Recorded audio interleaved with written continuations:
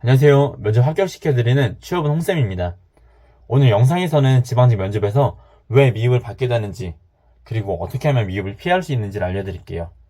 영상 뒷부분에는 무조건 미흡 피할 수 있는 방법 10가지를 알려드리니까 끝까지 시청해주세요.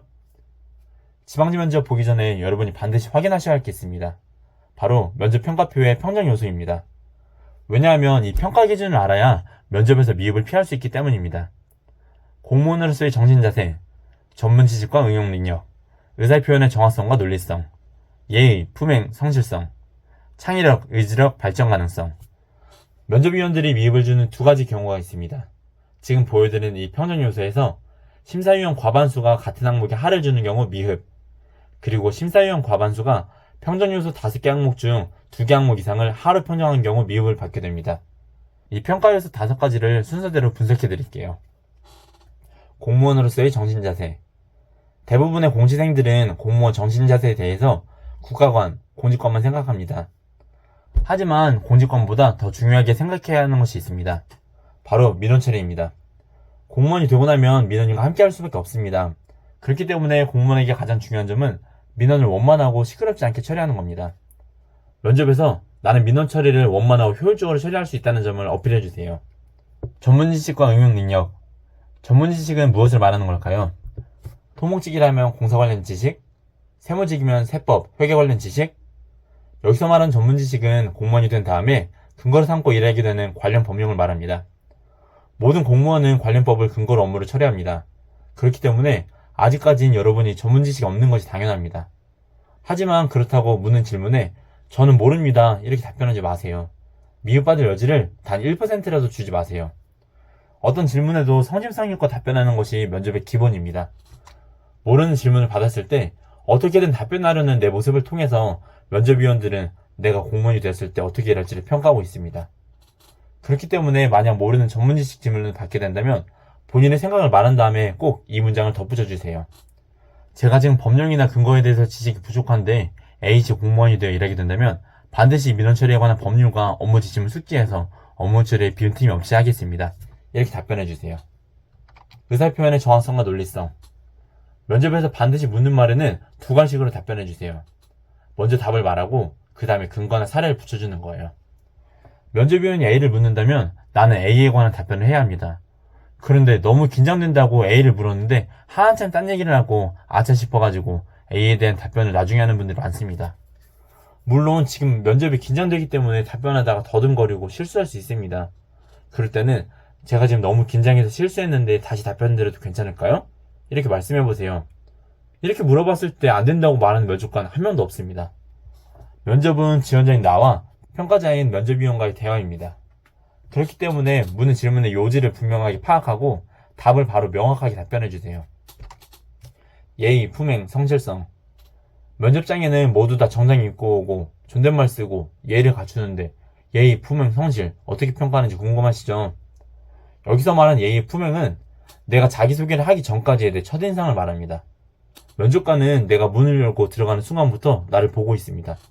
문을 열고 목례를 하고 앞으로 걸어가서 의자 옆에 서 있을 때 면접관이 앉으세요 말하면 감사합니다 이 말을 하는 것이 예의, 품행입니다.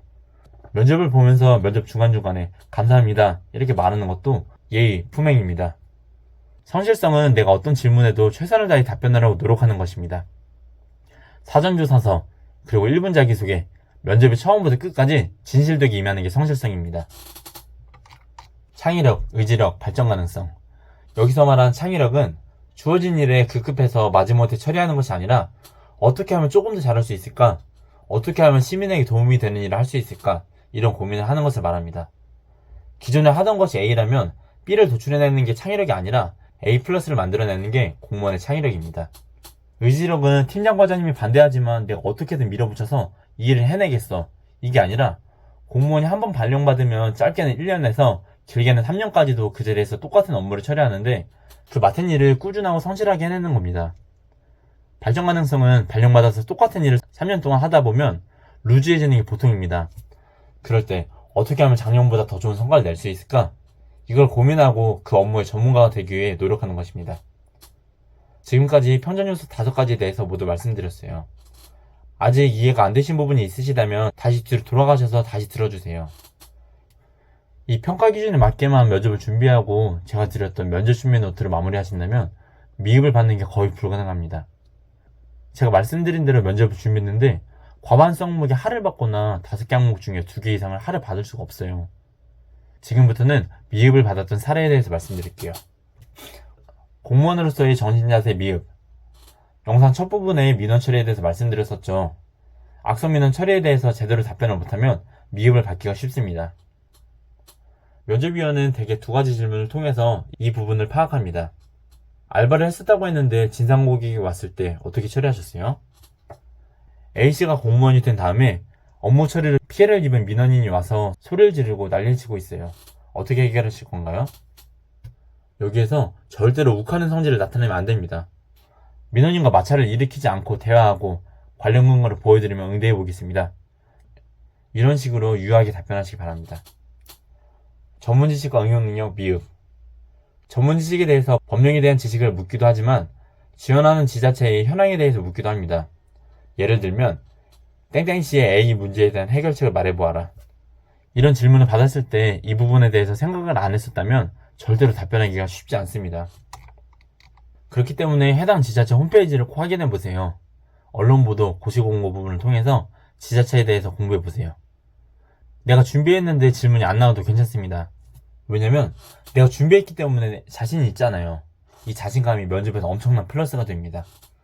그러다가 내가 준비한 거에 대한 질문이 나오면 내가 답변을 더 잘할 수 있고요. 여기서 또 조심해야 할 점이 있습니다. 너무 내 생각만 맞다고 주장하지 마세요.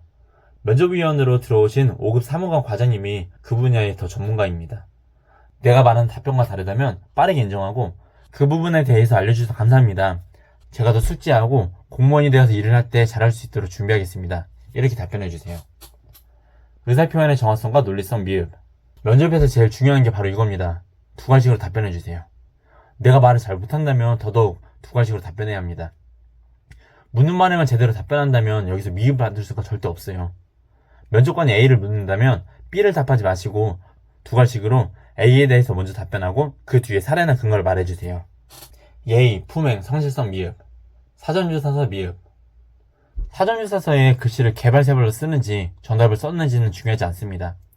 본인의 생각을 성의껏 적었는지가 중요합니다. 대충 몇 글자 띡 써서 제출하고 면접관의 질문에도 성의 없게 대답한다면 바로 미흡입니다. 내가 모르는 내용이 사전조사서에 나왔더라도 최대한 성의껏 작성해주세요. 정 못 쓰겠다면 어떻게든지 쓰려고 고민한 흔적을 남겨주세요. 그리고 면접관의 질문에 제가 지금 너무 당황해서 제대로 답변을 못했는데 집에 돌아가서 이 내용에 대해서 공부하고 땡땡시 공무원이 되어서 열심히 일하겠습니다. 이렇게라도 답변해주세요. 지원동기 미흡.